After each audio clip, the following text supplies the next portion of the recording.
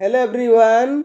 Today in this video we will learn and write 10 lines essay on the peacock. So let's start. First line: Peacock is a beautiful bird. Next line: It is found in all parts of our country.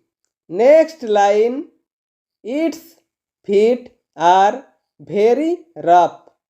Next line: Its head and beak are small. Next line: Its eyes are small but beautiful. Next line: Its neck is long. Next line: Its feathers are very colorful. Next line: The peacock has a crown on its head. Next line: It eats plants, insects, and snakes. Next line: It cannot fly high.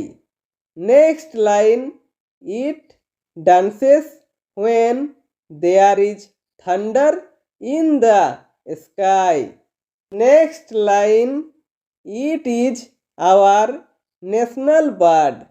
And the last line is: It is my favorite bird. Thank you.